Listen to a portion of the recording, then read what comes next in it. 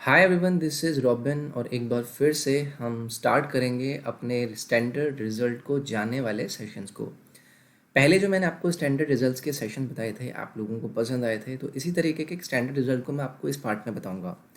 बहुत ही छोटी छोटी चीज़ें होती हैं जो आपको अगर एग्ज़ाम में पता होती हैं तो आपका अपने टाइम को बहुत ज़्यादा कम कर सकते हैं। तो चलिए स्टार्ट करेंगे अपने सेशन को। ये कुछ मेरे बारे में जानकारी। My name is robin. तो चलिए हम क्वेश्चन को पहले समझते हैं कि एक्चुअली में प्रॉब्लम क्या आपको दिया गया है। तो देखिए, आपके सामने एक ट्रायंगल है। मैं पहले आपको इस डायग्राम को एक्सप्लेन कर देता हूँ और इस प्रॉब्लम को बता देता हूँ कि एक्चुअली में आपको दिया क्या गया। आपको एक राइट एंगल ट्रायंगल दिया गया है और राइट एंगल है वो आपका इधर बी पर, जिसका वैल्यू मतलब हमें पता चल गया 90 डिग्री है। ओके। अब सेकंड चीज़ आपको दी जाती है कि पी एक पॉइंट है ए बी पर, कहीं भी हो सकता है। ये आपको एग्जाम में हो सकता है यहाँ पर लगा कर दे दें, यहाँ पर लगा कर दे दें, लेकिन आपको मैंने बोला कि कोई भी एक पॉइंट है पी जो कि ए बी पर है। उसी तरीके से Q एक पॉइंट है सी बी पर, कहीं भी हो सकता है। तो Q पॉइंट एक आपको यहाँ पर दिया गया जो कि क्या है, बी सी पर है। अब मैं आपसे कहता हूँ कि यहाँ पर एक स्टैंडर्ड रिजल्ट निकलता है जो कि आपको पता होना चाहिए।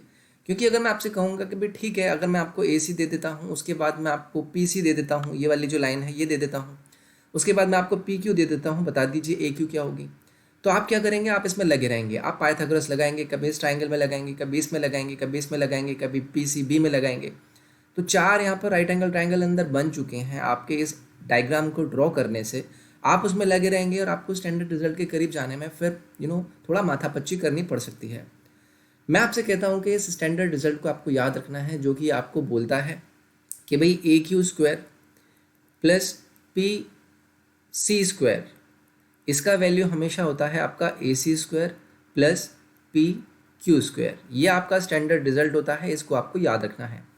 मैंने क्या बोला, A Q square plus P C square, इन दोनों का स्क्वायर सम जो होगा वो आपका होगा ए सी स्क्वायर और पी क्यू स्क्वायर के वैल्यू के सम के।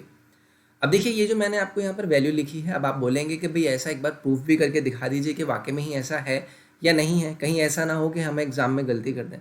तो चलिए, मैं आपसे पहले यहाँ पर लेफ्ट हैंड साइड को ले लेता हूँ और उसके बाद मैं देख लूँगा कि राइट हैंड साइड वाली वैल्यू आपको क्या देती हैं, और फिर देख लेंगे कि आपस में इक्वल रही या नहीं।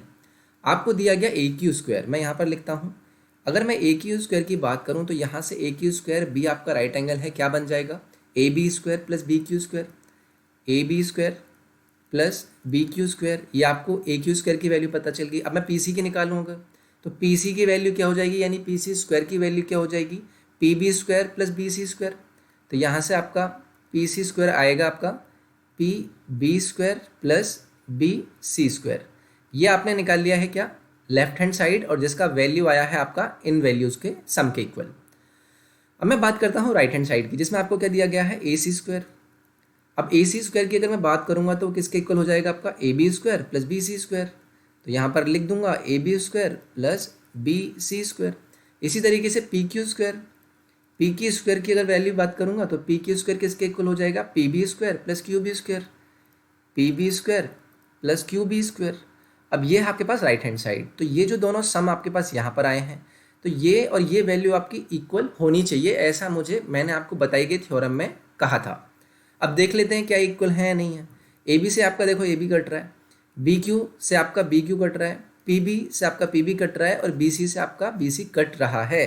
तो यानी कि आप ये बोल पाएंगे कि भाई ए क्यू क्या स्क्वायर पी सी स्क्वायर के सम का वैल्यू ए सी स्क्वायर और पी क्यू स्क्वायर के सम के वैल्यू के इक्वल होगा।